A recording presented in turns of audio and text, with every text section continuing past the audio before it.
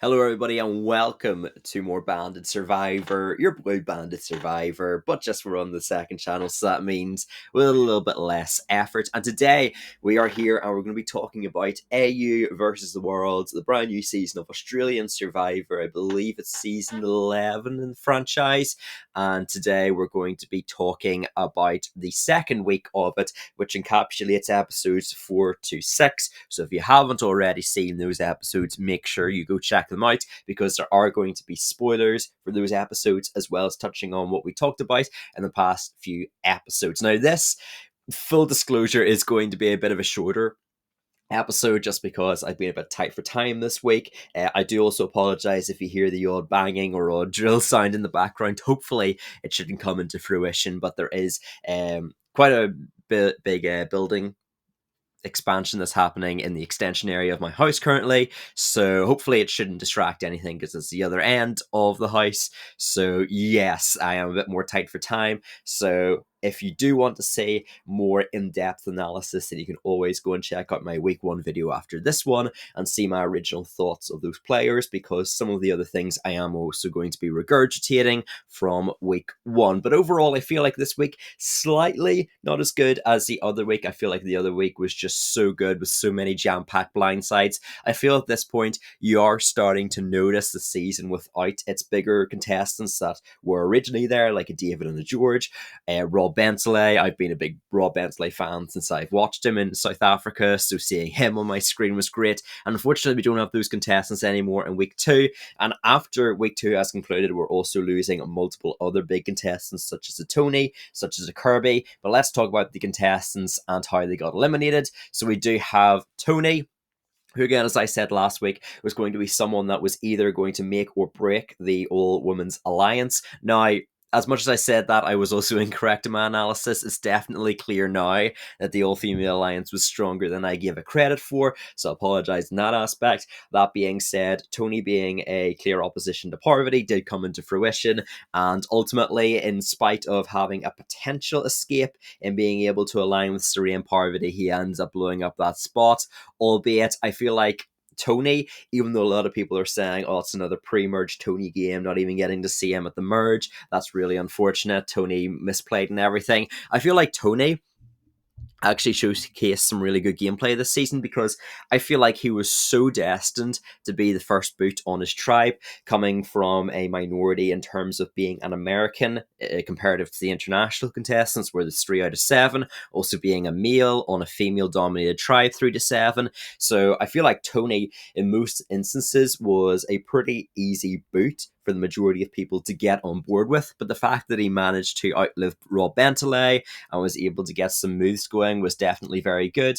And even though, yes, I feel like other seasons such as a Cagayan or Winners at War obviously showed off his personality better, we still do have a lot of fun Tony scenes to add to the lexicon through his appearance in AU Survivor, such as him jumping in the well to get the ladle. We also have him searching through the forest and unable to get the key. We have a few other funny scenes from Tony as well, such as his shoe idol. So because of that, I feel like, again, it is something that overall was a pretty fun appearance for Tony. And I know a lot of people were saying it's unfortunate that we didn't get to see Tony and George. I was so miffed that we did not get Tony surviving one more round so that he could make it to the merge and be able to meet up with the likes of Luke, because Luke is the AU guy that does his spice shelters, and we could have seen Tony doing his spice shelters, or we could have even had him incorporating the water or the fire element, because he's done Spy Nest, which is the air element, Spy Bunker, which is the earth, Spy Shack, which is obviously the nature element. So we could have maybe had him going underwater and trying to follow some people who think that would have worked too well, or maybe him camping out at the fire pit. So that is a little bit of an unfortunate situation, but overall a lot of fun from Tony. But I feel like his days just the whole tribe nature were a little bit numbered. Then also we do have Sarah. And again, Sarah was someone that was my pre-season winner pick. So everyone at the Banded Survivor Discord server has been able to keep their winner picks. I think there's Tough and T-Dubs that currently have their picks. Unfortunately, myself and MK lost Sarah as our winner pick.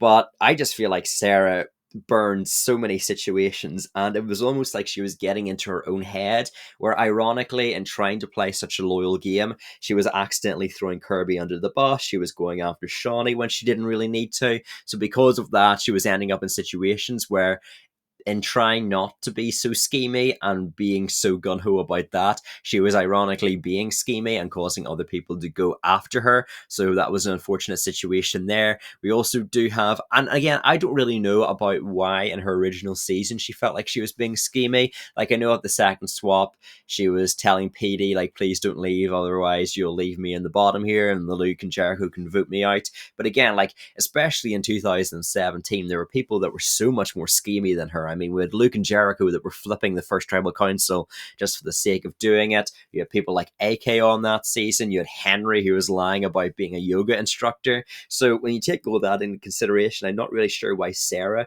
got out of that season, that the reason she was voted out was because she was so schemy.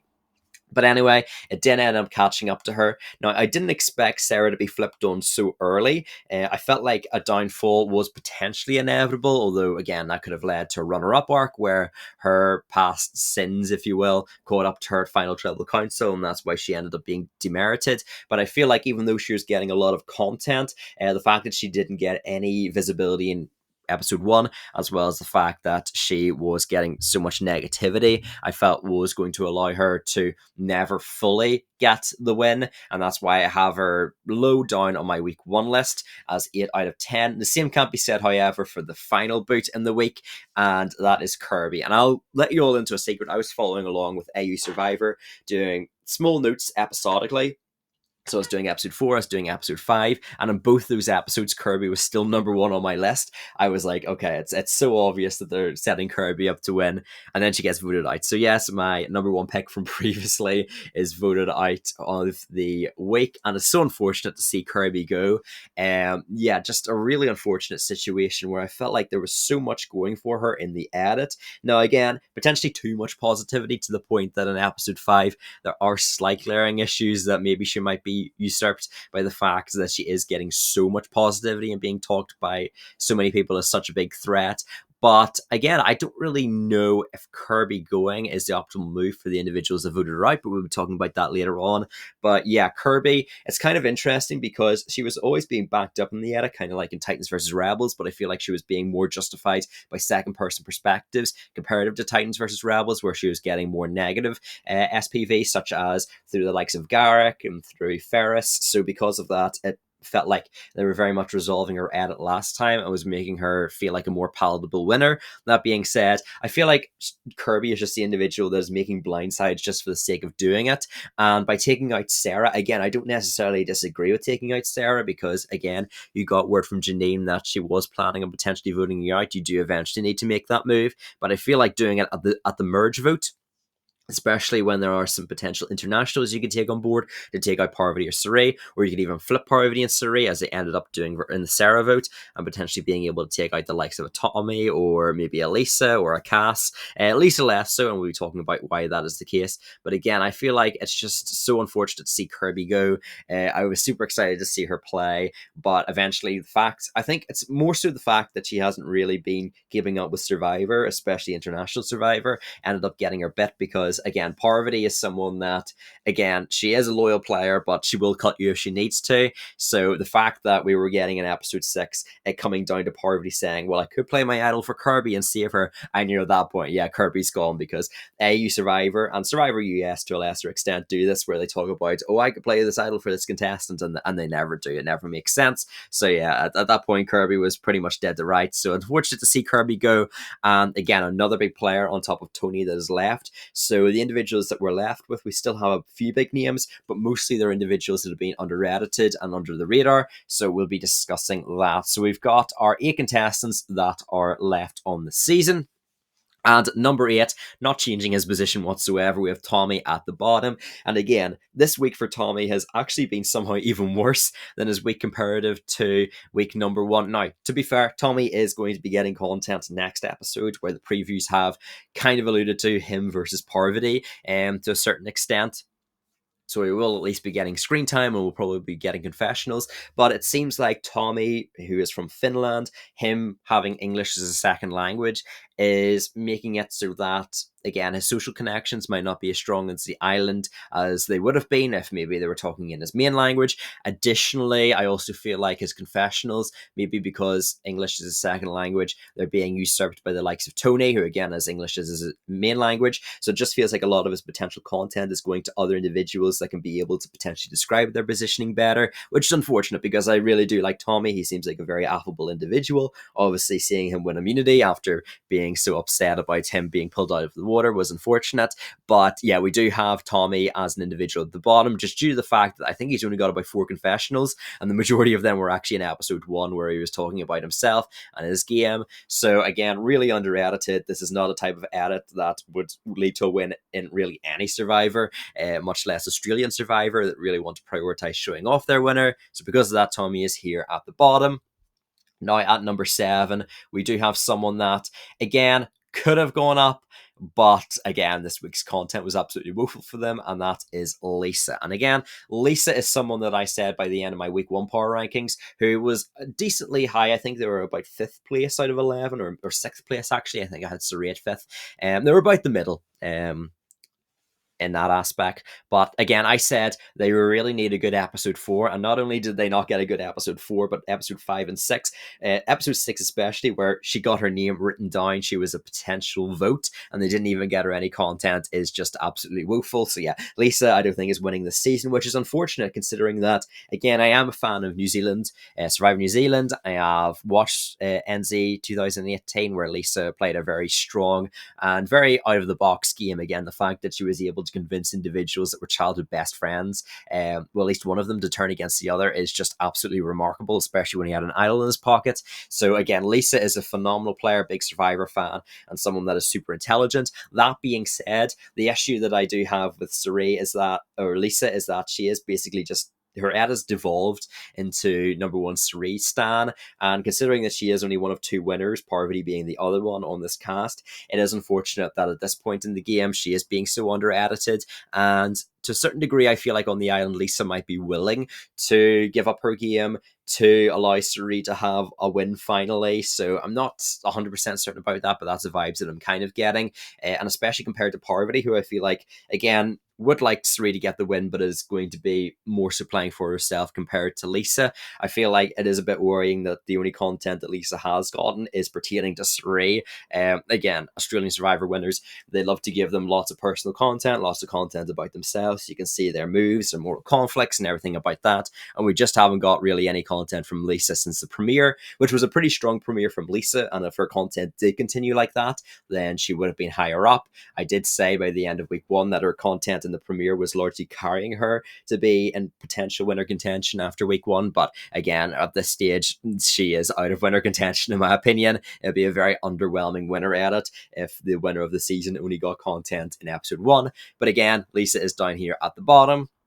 And next up, we're going to talk about an individual that kind of got boosted up, but again, I can't look past week 1, and that is Janine. Now, Janine has actually got some really good content, especially episode 6, where we get the detail about how she was looking to make a move without Luke, and we get that justification for that. We get a lot of insight from Janine about making the plans and the blind side, which is fantastic content for her. We also do have her getting a lot more visibility, especially compared to week 1, where she really is glowing in the edit. So that's fantastic to see. And even though week 1 I was saying that Luke was overtaking her in terms of the edit, it seems like the two have kind of neutraled out at this point, where Janine is getting a lot of content and so is Luke. And that can be partially due to the fact that Janine is starting to take her own path and making moves behind Luke's back. Although it is against Kirby, I'm not sure if that's something that will always happen, because again, for anyone that doesn't know, Kirby and Luke knew each other about 10 years ago, worked in the same mining firm, so there's a bit of a friendship there. So I'm sure that's why Janine didn't want to include Luke, because it was a blindside against someone that was a pretty good friend of his.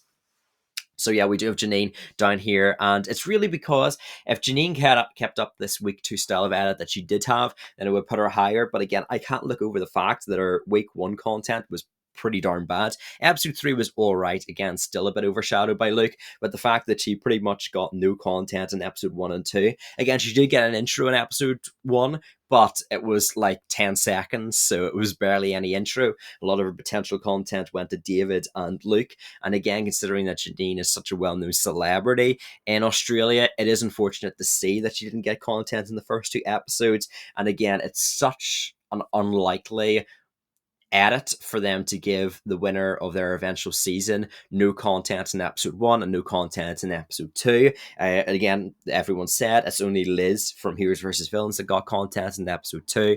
So again, you're looking for generally strong content in episode 1, but definitely episode 2. Janine has had that lacking. So again, even though I feel like she's got stronger content in week 2, compared to probably the next person we'll be talking about, and probably the other person after that. Again, just I'm looking at that week 1 content, and even though she's getting a visibility spike, it's not exactly pertaining to what I would associate with a winner edit. So I've left her down here at number 6. And now at number 5, we're going to be wrapping up the internationals. I did heavily debate whether this individual should be swapped with Janine, and ultimately I just decided to put them ahead because I think there is a chance that there is a storyline that could bloom with them, and that is Cass.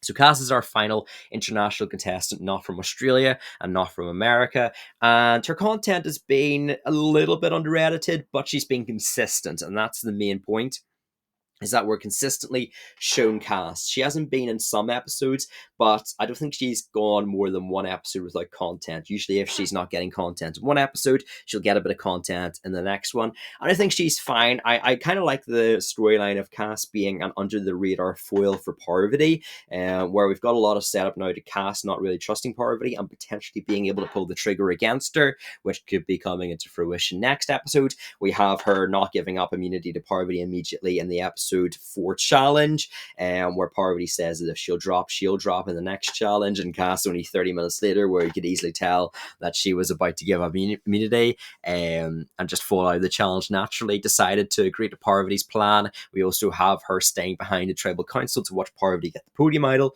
so she knows that Parvati has the idol, which, to be fair, Cirie and Lisa can probably make an educated guess that Parvati did get it, but Kassandre knows for sure. We also do have the fact that she's been talking about potentially getting a one-up on Parvati, episode 3, where she found her idol. She said she's not going to be telling Parvati about it, even though she told her about the podium idol clue. So that's a good bit of an advantage for her. And again, just episode 5 and episode 6, we're getting some seeds of dissension sown in her edit, such as Cass potentially putting out Parvati's name and Parvati not entirely believing her story, even though we as the viewer know that Cass is telling the truth. So again, it seems like the situation could turn against Cass, as well as the fact that she has been hyped up as a challenge base. She won immunity. She can very easily win more immunity challenges, and she also has an idol. So unless Parvati steals it from her, which potentially could happen, it does seem like Parvati is going to play her knowledge as power advantage next episode. That being said, I'm not sure if she would pick Cass necessarily, unless Cass tells her about it, which is a little bit weird. But I don't really see Cass telling her about it, considering the edit is so much focused on Cass not telling Parvati about the idol, as well as her, again, keeping the idol to herself. And I don't really think she would be the main target for Parvati, as even though Cass has been set up probably with the longest feud against Parvati that's still left in the game, we do also have individuals like Luke that I feel like Parvati might go after more so than her. So because of that, and because I think her positioning is actually pretty good, I feel like people might go after Lisa rather than her if they're going to get an international out, as we saw this past episode. That being said, she did win immunity, but I feel like you'd want to get out the international person that has a win under their belt anyway. I feel like Cass is here. I potentially could see her getting a runner-up edit, a second place edit, so maybe like a vote from Tommy or someone, where she's like a 1 vote finalist, the other person's a 0 vote finalist, and then everyone votes for the eventual winner. So I could see that, because it feels like a game that is a bit under-edited, kind of like a Baden in Champions vs. Contenders 2, but is generally likable and has some consistency to their edit. I feel like that could come into fruition for Cass. But again, just because she hasn't really had that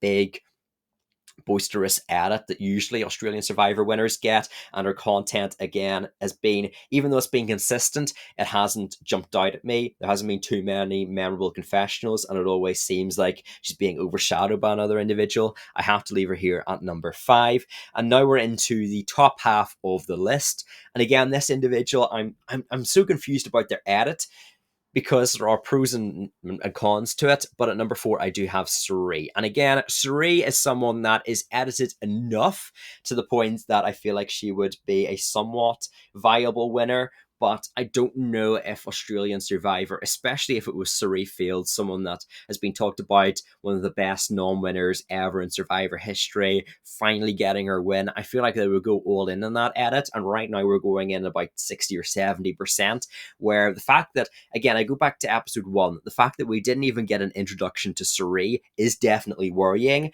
Even though Cirie's content has been fine, I think that at points throughout the game she's been overshadowed by Parvati, which, considering what's happening next episode, I do think could be the worst thing in the world. I think it is a bit of an issue that they're looking to potentially split the votes onto Parvati and Cirie, with Parvati obviously having the idol, so we'll have to see how that comes into play. But we do have a lot of individuals set up with Cirie. We have Parvati, who's close to her. We do also have Lisa, who's close to her. So I feel like they potentially could put their games out on the line for her if it comes down to that. And she is set up in the edit to have consistency, to be generally likable. I think she has shown enough so that it would make sense for her to win. It's just she hasn't really got that big moment yet. She's always been seen as a Parvati lackey, or someone that has got not as much content talking about moves as you would kind of like. So again, hopefully if she does end up winning, that will be something that comes up in the next episode, or in week 3, to really bolster her winner edit. But is a little bit worrying in the fact that, again, the tides seem to be turning against her and Parvati, and obviously Parvati's pulling out her idol, so it seems like she's going to play it.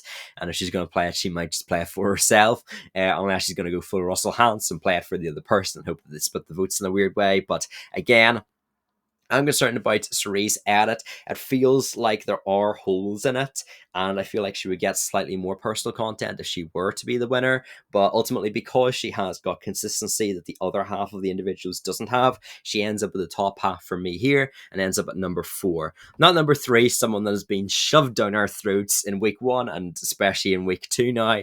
But considering their grandiose legacy coming into the season, I think it makes sense. We do have Parvati, the final international Survivor contestant, as even though, again, I feel like an international Survivor contestant is almost certain to make it to the end game. I feel like it's a final 3 this season. I feel like just the issue is that I feel like the Australians are more inclined to vote for one another, and I feel like the internationals might be more inclined to vote for an Aussie compared to Parvati and Cirie. And the issue with Parvati's edit is Parvati by far and away has the best edit on the season. She has 50 confessionals. We'll be talking about the next highest individual shortly after Parvati, but like no one compares that is left in the game. So 50 confessionals at this stage of the game is insane. And again, it makes sense. You know, you've got Parvati, she's a winner, she's one of the most iconic Survivor players ever. She's playing a pretty strong, dominant game. You want to give her all that content to back her up, and that would align with a Survivor Australia winner edit. That being said, usually in Australian Survivor, you do want to back the person that's getting the biggest edit. Usually the person that has the biggest edit is due a downfall, or is someone that is going to be taken out by the eventual winner of the season. So usually you want to set your sights for an individual that has the second highest number of confessionals at this stage of the game, or maybe the third highest. I know that there's been some differences to that whole schema. For example, in Titans versus Rebels, I believe the number 1 confessional giver ended up winning the season. So again, it doesn't always work out, but it's generally a good rule of thumb. And I feel like Parvati is just a bit too overexposed, even for Australian Survivor. And there's quite a bit of negativity associated with her edit. We have rivalries that are set up now between her and Luke, with her and Cass, which seems to be more so a one-sided rivalry. We also have Tommy, who's going after her at the next Tribal Council. So because of that, I feel like she has a lot of enemies. That being said, she does have a few advantages at her disposal. She obviously has the idol, which is not a public idol necessarily, but is known by quite a few individuals. She has the potential to steal another idol with the knowledge is power. So theoretically, if she can get a correct knowledge is power play, if she doesn't win individual immunity, she can get to the final 6 at the earliest, and potentially even get later on into the season if she is able to get an immunity win, or she does need to play her idols. So that's something to take note of. But I feel like Parvati's at it, even though it'd be a very satisfying winner at it, even though it's got all the ticks that you would normally associate with a winner at it, an Australian Survivor, with the consistency, a lot of confessionals, a lot of positive content in certain aspects, and also having, again, being involved in certain levels of drama and being well known to the viewer. It does feel like she is someone that is being more so set up as the final boss for an individual that is going to take her out to eventually win the season. So unfortunately for Parvati, I have her down here at number 3. However, if an international contestant is going to win, I feel like Parvati is the most likely, so she is here at number 3. Now, my final 2, there is an individual who I put kind of lower down on my week 1 rankings, and there's an individual who I put at number 2. So it makes sense that if Kirby was number 1, I would move my number 2 up to my number 1 spot. However, I feel like their edit has slightly waned over the past week, so I have got Luke down here at number 2. And Luke is someone that, again, has got positive content. I feel like their content levels has dissipated slightly since week number 1, because they were getting a lot of content in episode 2 and 3. However, we are supposed to see them as a likable figure, a bit of an underdog figure. And what I also find impressive is that Luke is set up to have a rivalry with Parvati, but she doesn't immediately take him out. Individuals like a Rob Bentley, like a Tony, that are set up to have rivalries with Parvati immediately get cut down. But the fact that Luke has this overt rivalry with Parvati and he survived is pretty good, considering that he'll probably be accredited for taking out Parvati in the edit if she ever is eliminated. We also do have the fact that I feel like he's seen pretty positively by the Australians. So if he gets to the end, I could very easily see him snapping up all the Aussie votes, as well as potentially an international contestant like a Tommy or a Cass could vote for him.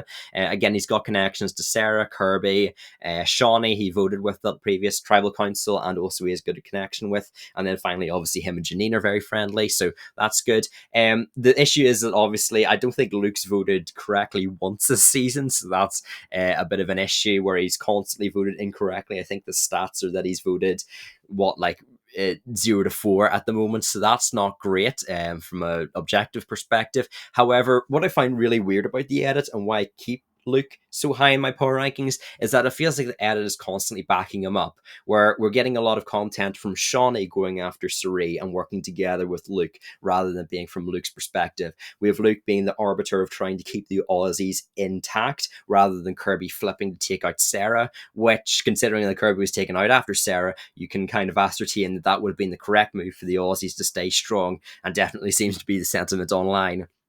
So you have that. You also have the fact that Luke, he doesn't have the number 1 amount of confessionals. Obviously, Parvati is at 50, but Luke is, I believe, number 2 in the confessional rankings. I think it's like 27 or 28. So again, kind of ridiculous that Parvati has 50 confessionals and Luke, the second highest, has just about half of that.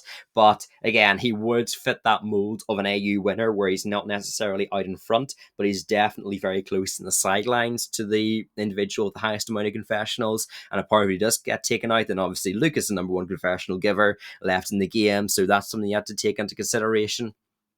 But again, the only issue I have with Luke, like, he's got the idol, which is objective immunity as long as it doesn't get stolen. The problem I have with Luke is that, again, I keep going back to that episode 1 where he had such little content. We got his introduction, and that was pretty much it. Episode 2 was largely circumstantial content where he finds the idol. It felt like a lot of his potential content went to David, which, to be fair, it's David. They're going to try and get his pound of flesh out of him because he is someone that is very well known in Australia. We competed on Dondi, so potentially they're trying to get the Dondi viewers in as well to watch the season. And he's the only winner on the AU tribe.